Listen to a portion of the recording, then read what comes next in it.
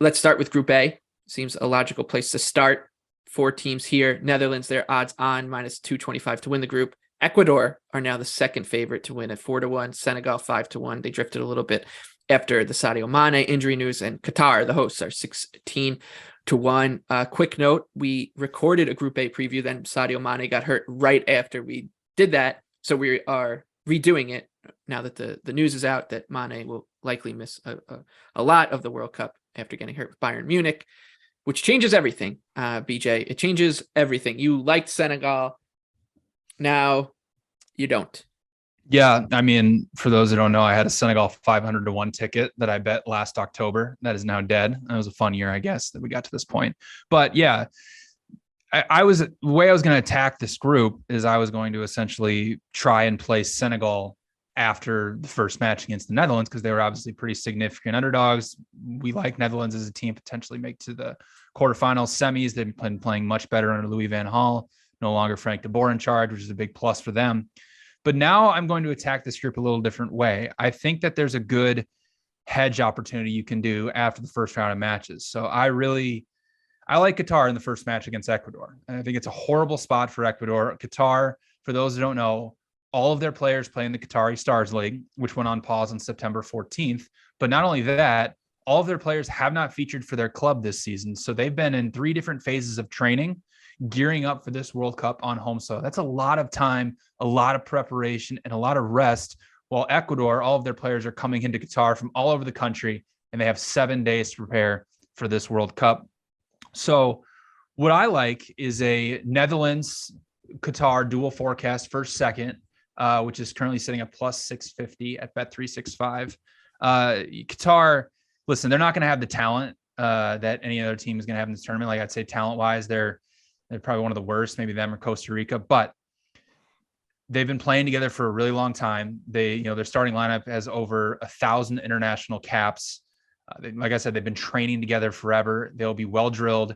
They typically play out of a 5-3-2. So what Ecuador likes to do is get down the wings with Estupiñán and their other fullbacks and create a lot of stuff with crosses into the box.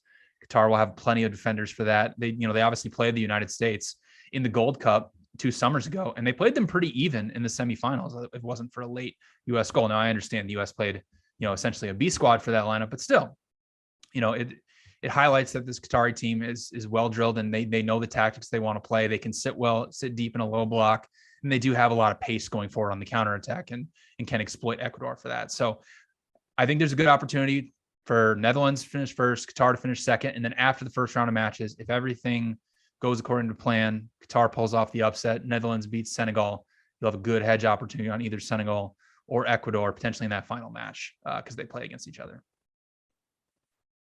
Generally speaking, I like Ecuador. I think that they're an interesting sleeper.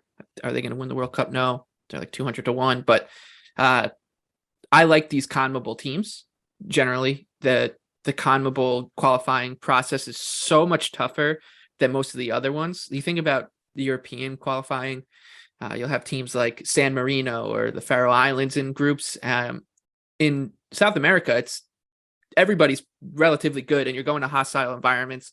You're playing really important games with your national team all the time. There's really no soft part in the calendar because they're either playing World Cup qualifying or they're playing Copa America matches, and that stuff really, really matters to these teams.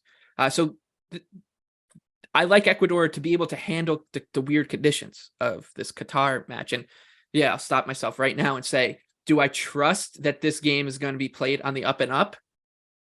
I can't say it with confidence, right? Like they moved this match up a day. They moved the entire tournament up a day so Qatar could play in their own kind of primetime spot on opening match. And you think about that, it sounds like a little bit of like a little deal. Oh, they just moved one match up one day for the host. Like, think about all the Ecuador fans that then have to change their travel and all that stuff. So if FIFA's willing to do that, who knows how far they're willing to go. We all know the circumstances of this World Cup to begin with. But in a vacuum, I mean, Ecuador still, with all that going on, is the favorite to win that match. With Senegal now looking much weaker without Mane, the path opens up for Ecuador to maybe nip this group. Like if they can get a 3 points against Qatar, they're in a really good spot to get through. Sure, they might play England in the next round, but I'm not as high on England as BJ is. I think that they're maybe a little more vulnerable than the market suggests, and BJ will tell you that he thinks they're invincible. Football's coming home. It is. But I think that this team can make a run. However you want to play that, go right ahead, whether it's them to advance, to upset and win the group. If you want to play them to make the quarterfinals, semifinals, however, I think Ecuador with Moises Caicedo in the middle, his two Brighton teammates Sarmiento and Estupiñán alongside with him, and a team that's played together for a long time, headlined by former Everton legend Enner Valencia at the top. They're going to be tough to deal with, is all I'm saying. These South American sides always are. They always are cohesive. There's good chemistry. Ecuador, I'm sure everyone knows this, but a lot of these players come through the Independiente system. So like they're all kind of played together as kids and come up through that academy, and then they go up to Europe, mostly to Brighton. So I trust them. I'm a little scared of Qatar. I'm a little scared of FIFA. We all should be scared of FIFA. But yeah, well, one thing I'll say, Michael, is that only once in World Cup history has the host country not gotten through the group stage. And it was South Africa. It was a bad team. Yeah, it was the only. It was South Africa. So, and this is obviously Russia was bad, but look at their group. Their group was Uruguay. very, very different circumstances, right? Because Qatar's never been in the World Cup. It's a very small nation. So, that kind of throw that out the window, but it just kind of highlights, obviously the 2002 World Cup, all the stuff they did with South Korea to get them into the semis was insane. But yeah, so nefarious stuff seems to happen for the host nation, this type of tournament. Yeah, and not saying you need to completely buy into that, but just know that in the back of your head that it can happen. Yes, yeah, definitely. The host nation thing I think gets a little overblown when you think about it, because it's mostly been really good football nations that have hosted the World Cup. Then the one that wasn't was South Africa, and then you could say, okay, what about Russia? Russia's group in 2018 was Saudi Arabia, Egypt, and Uruguay. So a little bit a soft schedule. I wonder if the ping pong ball, speaking of FIFA being nefarious, if the ping pong balls were a little frozen there.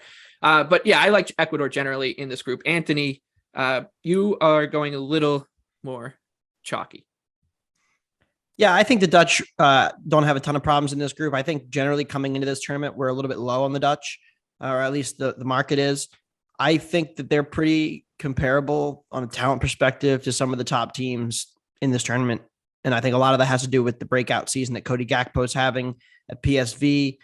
He's been incredible, one of the best young players in Europe, entering that peak age where you'd expect him to take the leap, and he has.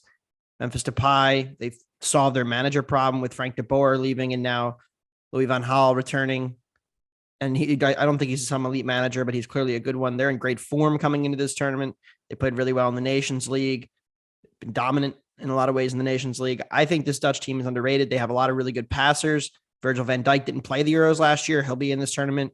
So there's a lot of reasons to like, this Dutch team. And now that Senegal loses their best attacker, I think Senegal's threat to them is a little bit more muted.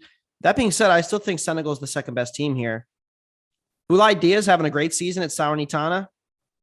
Been excellent forward for them. And Ismaila Sarr, we know how dangerous he can be in transition. We've seen him, in space at Watford and how effective he can be, especially on counterattacking. And they have, I think, clearly the best midfield here with the two Mendy's. And so I think, and Gana Gueye. So like they have a good team, solid in the midfield, solid defensively. Koulibaly, like there's not a lot of holes in this team. And therefore I think that they're going to be the second team, but I wouldn't be shocked to see a really tight battle for second.